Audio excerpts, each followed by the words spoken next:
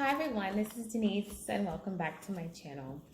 I just wanted to talk to you today about picky eaters. I know that's not an uncommon topic for most parents, but if you have a child on the spectrum or a child with ADHD or anything like that, it's incredibly challenging trying to get them to eat quality, nutrient-dense foods.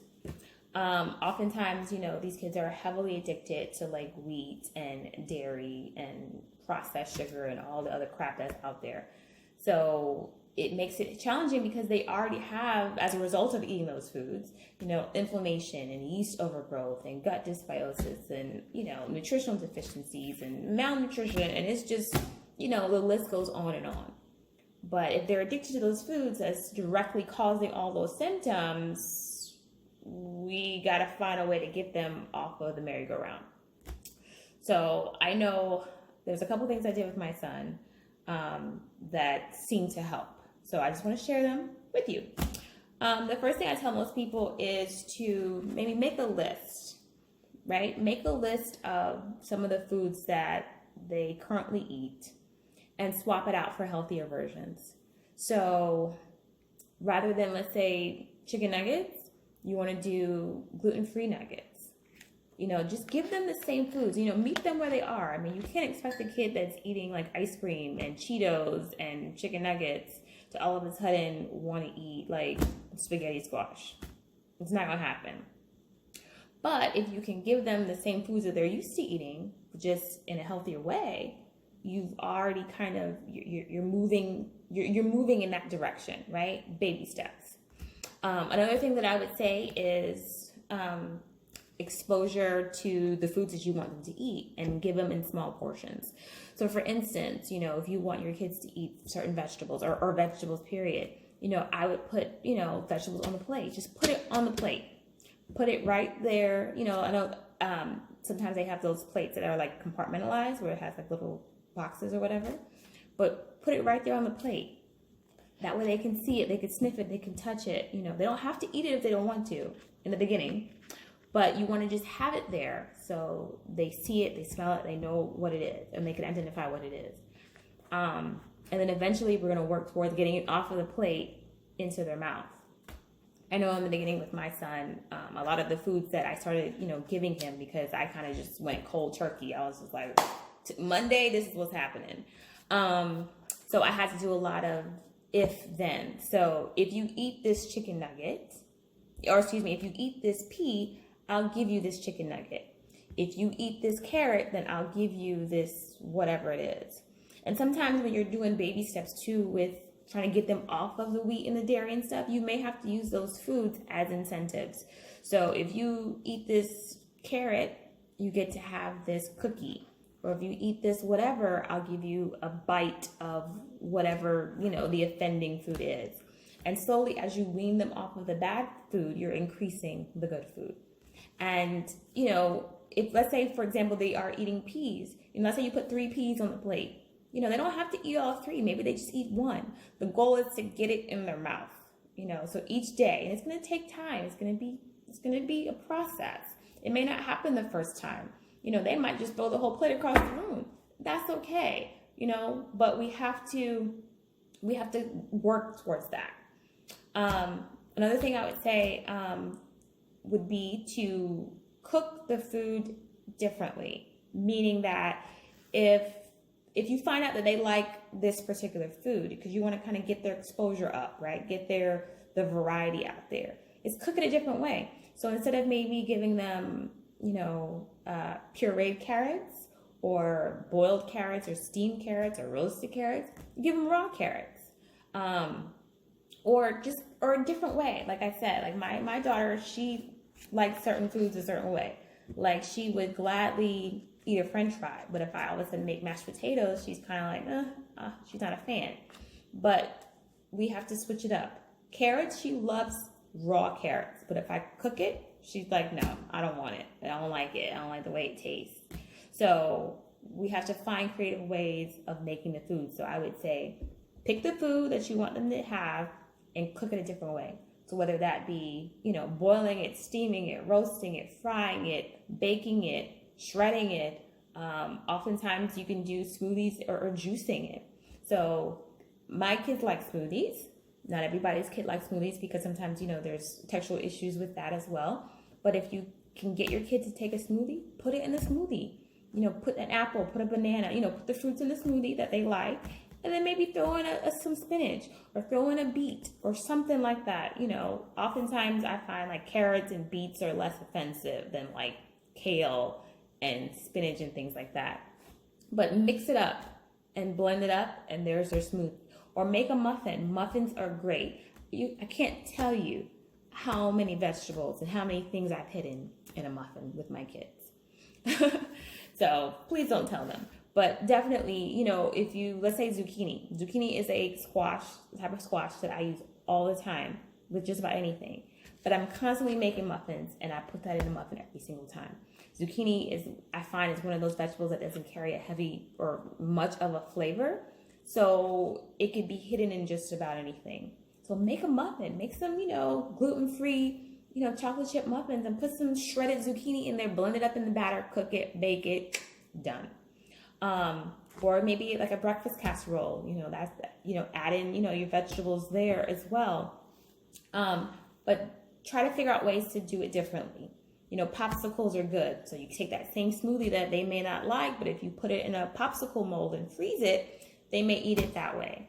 Another tip would be juicing. Juicing is so beneficial and it's so healthy for us because that's the quickest way to get those nutrients straight in to our bodies, without our bodies having to do the work of digesting it really and working so hard because, with juicing, it takes away the fiber. So our bodies aren't having to work as hard to do that. So I would recommend juicing as well to get some of the fruits and the vegetables in. So carrots, again, are a good vegetable to start with because it's kind of sweet. And if you can't just do carrots, put carrots in a green apple. Green apples is the best. Bananas cover up pretty much everything as well. Another thing I would say is maybe mixing flavors. So mixing your bitter and your sour, your salt and your sweet. Make a dip, make like a ketchup dip, or buy you gluten-free ketchup and use that as a dip to dip whatever in. Sometimes I use mustard and I'll do that with my kids, and they like the contrast because it's about exposure. It's about giving that variety to your kids for them to try something different and try it in a different way, and then they might be more apt to eating it. Another thing that I would say is, you want everybody on the same page. So we definitely want to be models of the behavior that we want to see in our kids. So if you want little Jimmy to eat that pea, you need to have some peas on your plate too. And obviously, like I said, Jimmy's not having a huge portion, right? But everybody should be eating the same thing at the dinner table. That way, one, Jimmy's not isolated. He doesn't feel like he's the only one that's being tortured in this process. But he recognizes that this is a good thing. Everybody's doing it. Look how happy everybody is. And everybody should be happy, especially whoever's, trying to implement these changes. It's like with anything. It's like, look at mommy's, whatever. Oh, this tastes so good. Do you want to try some? I bet you want to try some. This is so great. This is so delicious. I mean, make it appealing so they want to participate with you. Another thing is, I never did this personally with my kids because I just didn't have time and I wasn't that creative. But there's some people out there that are. And that is, making the food fun, meaning like, making it into different little shapes or different little designs. Some people do like, Mickey Mouse gluten-free pancakes. Again, I'm not that creative in that way to be able to do that. But that's another way to kind of get your kids, receptive to eating. Also, they have different tools out there that, you have different utensils, different plates, different like cartoon characters and things like that to get them interested in wanting to eat the foods that you are giving them.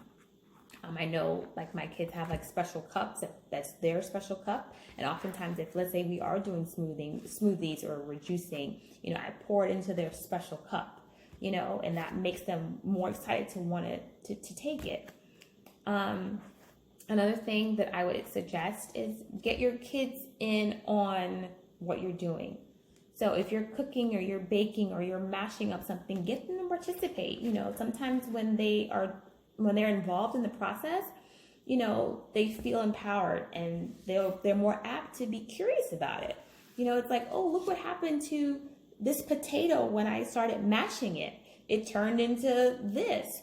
Or, look at this egg. I cracked the egg and I fried it and it turned into this. Or if I boiled the egg, now it looks like this. Whatever you have to do to make it more appealing and exciting. Because again, these are kids, it should not be a stressful situation. Eating should be good and it should be fun.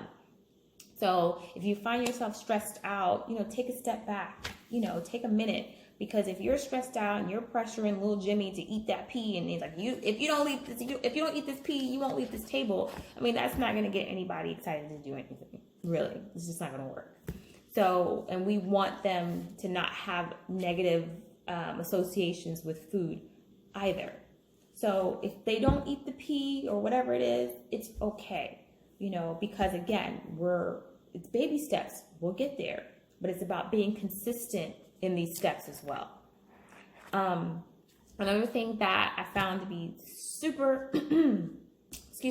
helpful was getting these kids to drink water. Now I know you're thinking, like, well, who's drinking water? Like, who's doing that? I know some of these kids are addicted to the juice and all that stuff. Again, dilute it. If you're having whatever juice, dilute it with water.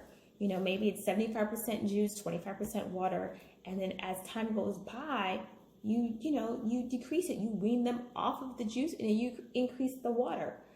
For some kids, you may need to just squeeze lemon. Like I know personally, I don't like water. I don't like the way it tastes. So when I do drink water, I have to have lemon with it. That's how I drink my water. Whereas at this point, I've gotten my kids to the point where they don't need juice. All they drink is just water. I don't even have juice in my house. People come to my house and they're like, oh, can I get something to drink? I got some water. That's all I got. That's all I got for you. But that to me is going to be helpful because oftentimes these kids are so dehydrated and it can be masked as hunger. So when you see them snacking and eating up all the carbs in the house and all the sugar and all that stuff, more oftentimes than not, they're probably just dehydrated. So, they should be drinking at least half their body weight in water every day. That's how much water they should be drinking. Also, one more thing that I will say is removing snacks. Removing snacks is so important.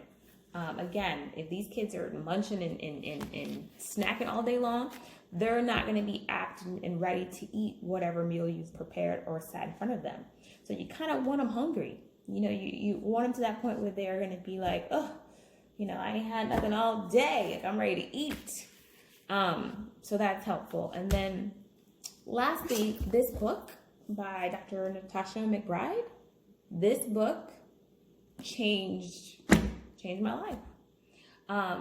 It's so beneficial, and the way she breaks it down, the way she explains it, and how she addresses certain things in the body, it's really it opened my mind, because when you have those moments where you just want to cry because your kid isn't eating and you don't know what to do, this book helped and explained certain things to me. And she has she also goes in about like ABA techniques and how to do that for kids, especially kids who were nonverbal as well. So hopefully these tips have been helpful, and if you have any questions, feel free to leave me a comment.